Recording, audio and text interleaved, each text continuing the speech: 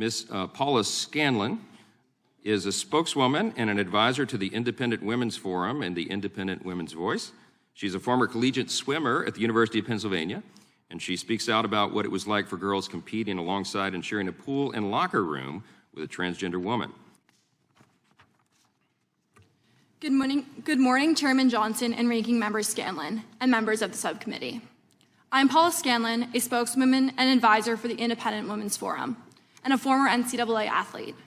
I am here today to share my personal story. I started swimming at a very young age, and by age 8, I was swimming competitively, and by late middle school, I was devoting at least 20 hours per week to swimming. I gave up countless Christmas holidays, weekends, and social events to work towards my goal of swimming Division I. A dream that came true when I began swimming for the University of Pennsylvania. While I am not an NCAA champion, I hold the New England Independent School League record in the 400-yard freestyle relay, a record that has stood since March of 2017. In September of 2021, Leah Thomas began participating as a member of the Penn women's team. Leah, formerly Will, had personal best times in every freestyle event that were faster than the women's world records. Once the season began, Thomas was leading the country in multiple events, while only placing in the top 500 in those events on the men's team.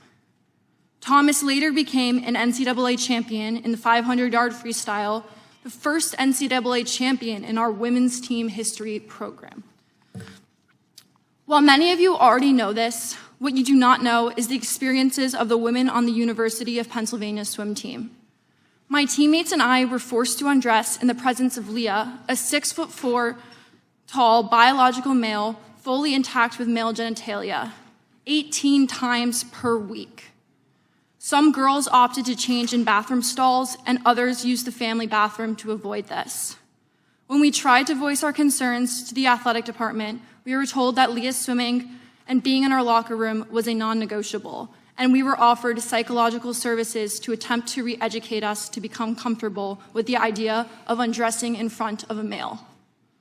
To sum up the university's response, we, the women, were the problem, not the victims. We were expected to conform, to move over, and shut up. Our feelings didn't matter. The university was gaslighting and fear-mongering women to validate the feelings and identity of a male. As an attempt to voice my concern about the situation we were forced into, revealing the unjust and unfair treatment, I wrote an op-ed for the Daily Pennsylvanian, the student-run newspaper. I approached this from a scientific, statistical perspective where I used my engineering background to discuss how Y chromosomes cannot be changed by any surgical procedure or systemic therapy. This biological fact lends itself to athletic advantages that cannot be mitigated by lowering testosterone levels, which are readily apparent in sports competitions and locker rooms. The Daily Pennsylvanian published my article on the evening of February 10th, 2022. Only a few hours later, my piece was retracted. I was given no notice nor reasoning. Again, I was silenced for my dissenting viewpoint and felt my First Amendment rights were denied by my university. This is representative of a greater issue, the destruction of free speech. Today, any discussion maintaining the sanctity of women's spaces is labeled transphobic, bigoted, and hateful. What's bigoted and hateful is the discrimination against women and the efforts to erase women and our equal opportunities, dignity, and safe spaces. One might ask, why do I speak so passionately about issues that seem hypothetical, or some may perceive as only impacting a small number of women? This is not hypothetical. This is real. I know women who have lost roster spots and spots on the podium. I know of women with sexual trauma who are adversely impacted by having biological males in their locker room without their consent.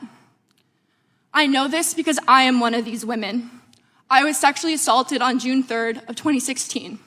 I was only 16 years old. I was able to forgive my attacker, but violence against women still exists. Let us not forget the viral Me Too movement that empowered female victims to speak up. It casts a spotlight on the widespread prevalence of sexual assault and abuse, including in scholarly and educational institutions. Individuals on this committee have previously stated violence against women is all too common. I am grateful for those members who have brought awareness to the violence against women in the past, but unfortunately, there's still much to be done. As a sexual assault survivor, many policies pushed today completely ignore my experiences and many women like me. I ask the members of this committee, please consider this issue outside the lens of political affiliations and understand the true impact of ignoring the realities of womanhood.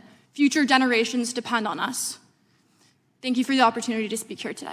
And thank you for being here and for your courage, Ms. Scanlan.